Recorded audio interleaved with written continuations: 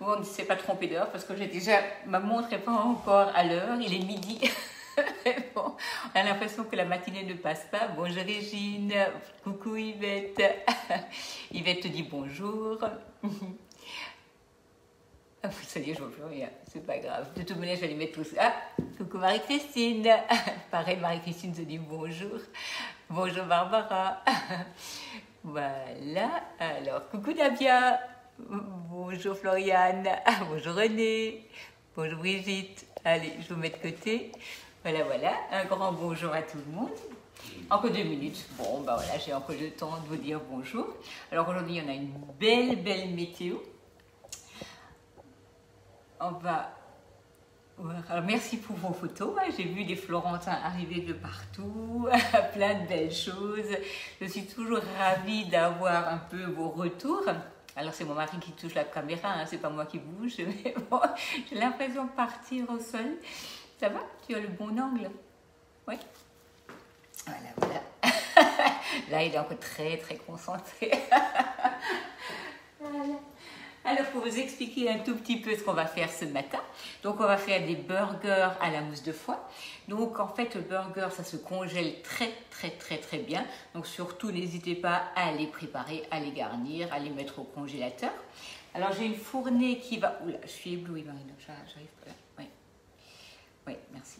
Donc, j'ai une première fournée dans le four que nous allons garnir et on a une deuxième fournée qu'on va mettre donc en forme. Comme ça, vous voyez, comme d'habitude, complètement la recette. C'est bon, il est 11h? Oui. Ouais, ok. Donc, on va commencer. La bienvenue à tout le monde. Donc, aujourd'hui, on part sur les burgers à la mousse de foie.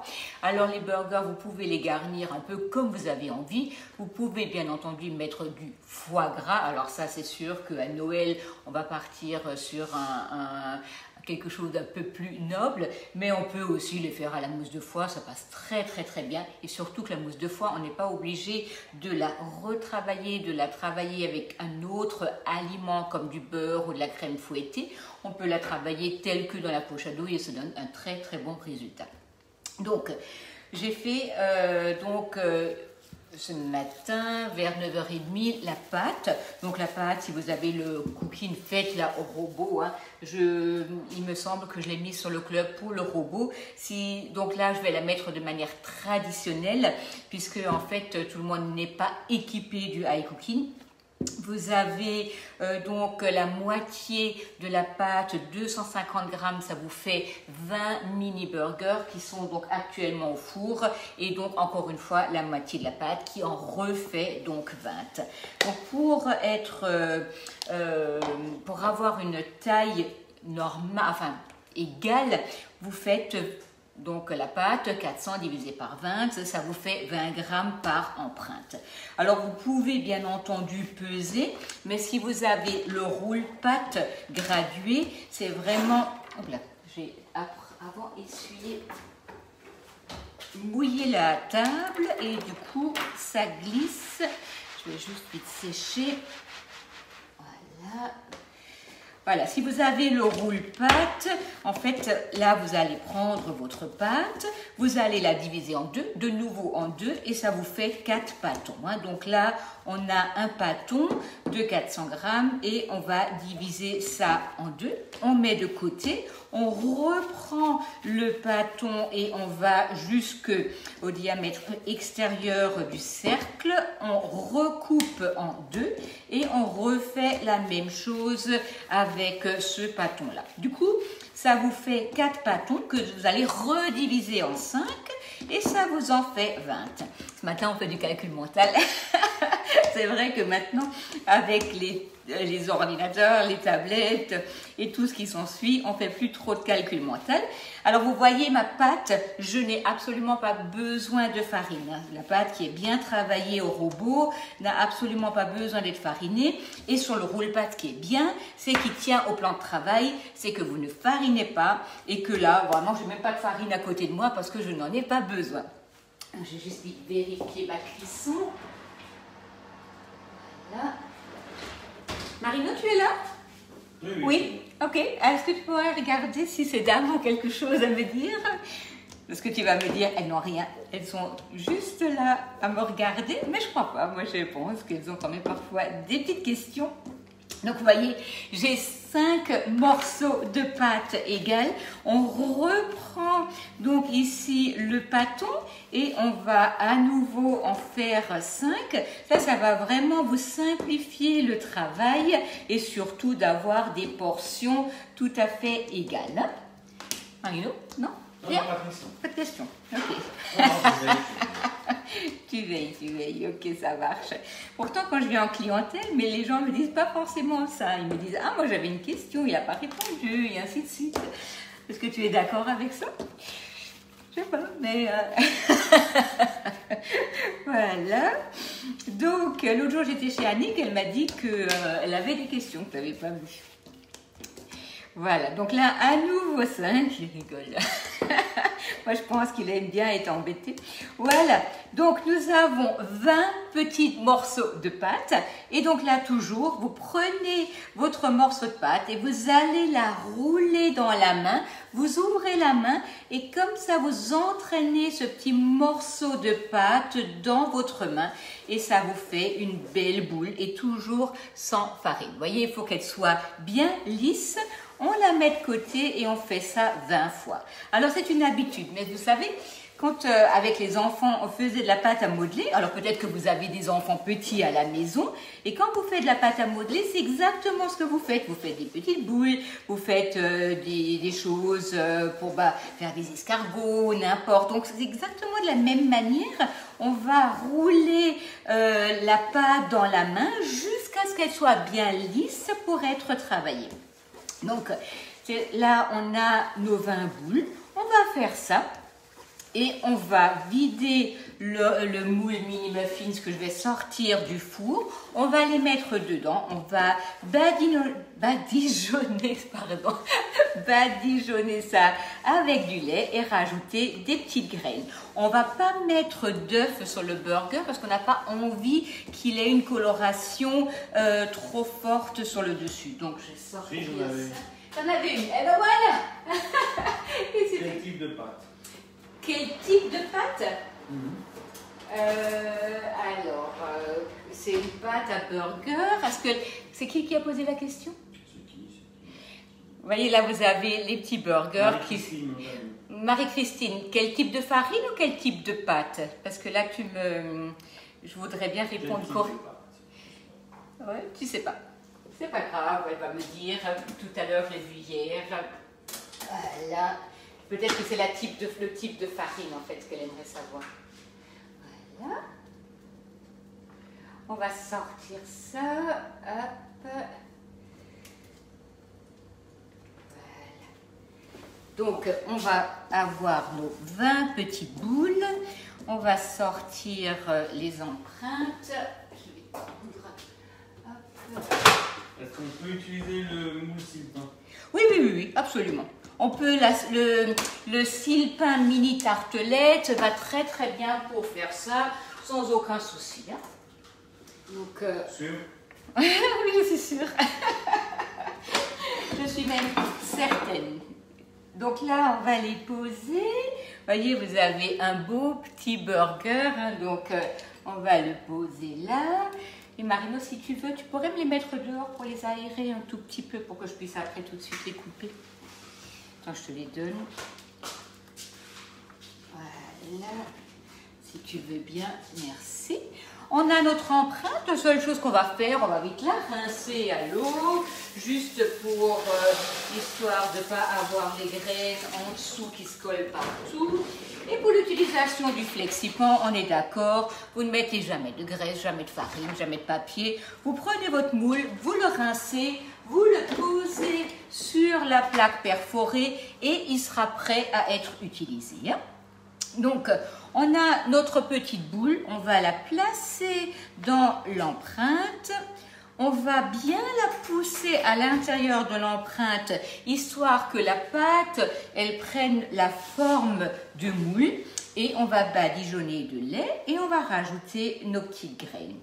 Puis j'ai déjà sorti ma mousse de foie pour qu'elle soit souple pour pouvoir la travailler donc avec la poche à douille. Donc nous avons nos petites boules de pâte à l'intérieur. Faites bien prendre appui dans l'empreinte pour que la pâte, elle puisse donc joliment se développer. On va badigeonner avec du lait et on va mettre nos petites graines. Donc le moule à mini muffins, c'est vraiment un grand classique. Vous allez faire des soufflés au chocolat, des muffins aux fruits, des petits ballotins avec des feuilles de briques. J'avais déjà fait une vidéo là-dessus. Vous allez pouvoir faire des cupcakes. C'est vraiment une petite empreinte super sympa. Et vous savez, quand vous avez... Mousse de foie maison? Mousse de foie, pas encore maison, ça vient, ça vient. On va faire ça en décembre. Alors, on n'est qu'à 2, alors c'est vrai que on est un peu... j'ai encore sorti des macarons que j'avais fait la dernière fois. Je vais les garnir aujourd'hui. Vous voyez, ça se conserve très bien au congélateur. Et là, c'est pareil, on va les partager hein, parce que sinon, c'est pas possible. On va devoir changer de garde-robe. Donc, on a ici notre lait. Le pinceau, comme je vous le dis, vous voyez, il garde le liquide alors que ce n'est que du lait. Hein. C'est vraiment quelque chose qui est super. C'est du matériel professionnel avec vraiment une grande qualité. Donc, on va badigeonner ça. Et on va mettre nos graines. Donc le moule mini muffin, c'est vraiment quelque chose que beaucoup d'entre vous ont certainement, qu'on utilise facilement. Mais si vous avez le Silford mini tartelette, n'hésitez surtout pas à l'utiliser pour faire cette recette. Alors, merci Marie-Christine. C'est effectivement le type 55 hein, pour le pain. Si je suis sûre que tu en as à la maison. Au pire, on peut prendre la farine à pâtisserie, c'est pas dramatique. Pâte à pain ou autre. Pâte à burger. Pâte à burger. Avec la farine. Mais je pense que Marie-Christine voulait savoir pour le type de farine. Donc, mais je mettrai la recette à Marie-Christine, il n'y a pas de souci. Voilà. Donc, là, on a nos petites graines qu'on va mettre par-dessus. Là, j'ai un petit mélange de graines, mais ça peut être que du pavot, que du sésame. C'est un peu à votre libre, comme vous aimez. Voilà. J'arrive pas à trouver le mot en français. Hop. Votre... Dis-le en alsacien. Noch ein Geschmack, il y a aussi Geschmack. Mon mari comprend pas l'alsacien, mais c'est pas grave. Il a bien envie d'apprendre. Donc, nous avons ici nos petits burgers. Si vous avez le roule-pâte juste à côté de vous, n'hésitez pas comme ça à le poser par-dessus. Ça montera beaucoup plus vite et surtout, ça ne va pas sécher. Donc, on a ici notre mousse de foie, la petite palette coudée, celle-ci, on l'utilise tout le temps, elle est tellement pratique et pour assouplir quelque chose, vous allez prendre votre mousse de foie, donc on va bien l'assouplir, du coup là ça fait 10 minutes qu'elle est dehors, on arrive vraiment bien à l'assouplir. Si vous voulez, n'hésitez pas aussi à faire un beurre de saumon, une crème de thon. Alors il y a énormément de recettes sur le club que vous pouvez utiliser pour garnir. Bien entendu, rien ne vous empêche de faire de la viande hachée que vous faites revenir à la poêle et vous mettez un tout petit morceau de tomate avec un tout petit peu de salade verte et ça fait des mini burgers très jolis aussi à la viande. Hein. Donc, on a la poche. La poche est donc en nylon. Elle ne transpire pas, elle ne traverse pas. Les douilles ne sont jamais vendues avec la poche, tout simplement parce que la poche, à un moment donné, elle va commencer à s'user, alors que les douilles sont incassables. C'est aussi pratique d'avoir 2 ou 3 poches si vous faites plusieurs préparations en même temps. L'avantage des douilles à vis, c'est que si vous voulez changer de douille, vous ne faites que dévisser et vous changez de douille, alors que dans l'autre cas, on vide la poche, on lave la poche et on change de douille. On prend la poche, on la tourne, on pousse à l'intérieur, histoire que la préparation ne coule pas à travers quand vous remplissez. Et on prend le support de poche à douille et on pose par-dessus pour pouvoir remplir facilement. J'ai une question, tu l'as prise où la mousse de... La mousse de foie, je l'ai pris donc à la boucherie du Quarterback à Sausheim. Donc celle-ci dont on vous avait déjà parlé la semaine dernière. Vraiment une adresse à recommander. Mais avant, je la prenais aussi à Saint-Louis, à la boucherie Herzog, très très bonne. Hein.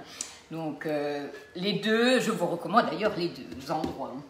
Donc hop, on a ici notre poche.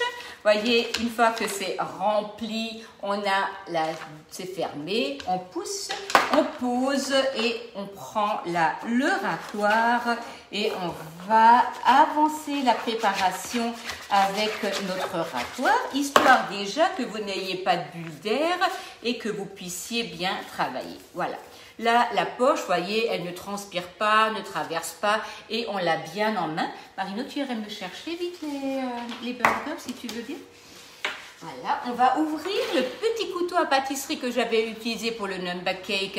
Il est cannelé, enfin il est cranté. On arrive donc bien à trancher, donc ça c'est vraiment pratique. Merci beaucoup.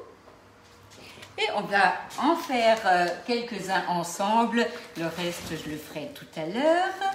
Voilà, on va ouvrir comme ceci et vous laissez le petit capuchon ouvert.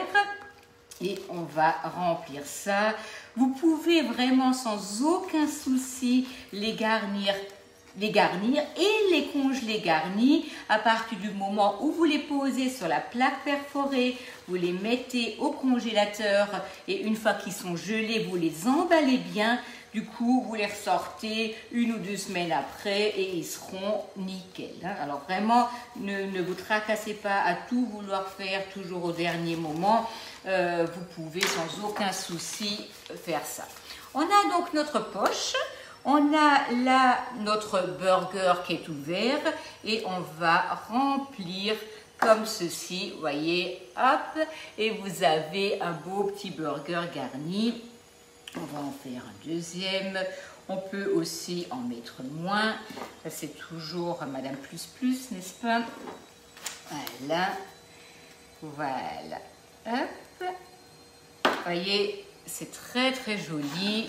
Vous présentez ça. Hop là.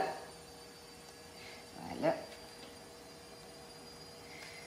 Voilà. Voilà. Hein, ça donne envie de croquer dedans. J'ai une question. Ouais. Congeler avec la mousse de foie ou autre? Oui, oui, absolument. On congèle avec le mousse de foie, avec un beurre de saumon, avec une crème au thon. Vous savez, la congélation, il faut juste préserver l'aliment. C'est-à-dire que si vous le mettez au congélateur, vous le mettez sur la plaque perforée les uns à côté des autres. Et une fois qu'ils sont gelés, vous emballez bien, surtout bien fermé pour qu'il n'y ait pas l'air froid qui sèche et qui brûle la préparation. Et une fois que vous avez fait ça, vous les sortez 2 heures avant de les déguster. Vous les enlevez tout de suite l'emballage dans lequel vous les aviez mis et vous mettez ça 2 heures après, vous pouvez les déguster sans aucun souci. Il ne faut juste pas créer d'assèchement avec le froid et d'humidité quand on le sort du congélateur parce que ça, ce serait vraiment très très dommage. Et vous pouvez le servir 2 heures après et c'est comme frais. Mais ne le laissez bien entendu pas au congélateur pour 2 mois. Mais si vous préparez ça, allez, 1 ou 2 semaines avant les fêtes ou avant d'avoir du monde, ça ne pose aucun souci. Vous voyez, on remplit, on garnit, on pose sur la plaque alu, on met au congélateur. Une fois que c'est gelé, on emballe. Et quand on veut le servir, on déballe tout de suite, on le remet sur la plaque alu et on le laisse 2 heures, soit au frais dehors ou dans le frigo 3 heures pour pouvoir le servir. Voilà. Est-ce qu'il y avait un peu des questions, Marine? Voilà, je vais me dire pas de questions comme d'habitude. Et quand je regarde après le fil des questions... Non, il n'y a pas de questions. Il n'y a pas de questions. Okay. Voilà pour aujourd'hui. Donc, on va en garnir 4. On va en garder 4 pour nous, pour l'apéro. Le reste, je vais le mettre au congélateur et ça va être servi pour d'autres occasions. Donc, ça se garde vraiment très, très bien. N'hésitez pas aussi à les faire en grand pour votre viande et pareil, à les mettre au congélateur en avance. Ça pose aucun souci. Voilà. Alors j'espère que vous allez tous bien hein, parce que les annonces qui ne sont pas très glorieuses. Donc on espère pouvoir continuer à circuler et à travailler. En tout cas, c'est toujours un grand plaisir de vous avoir avec moi le dimanche matin. Donc rendez-vous dimanche prochain du coup pour une recette sucrée. On va certainement refaire une bûche, certainement avec un insert. Je vais voir un peu le programme. Mais en tout cas, c'est toujours un grand plaisir. Surtout passez un bon dimanche, faites bien attention à vous et bon appétit.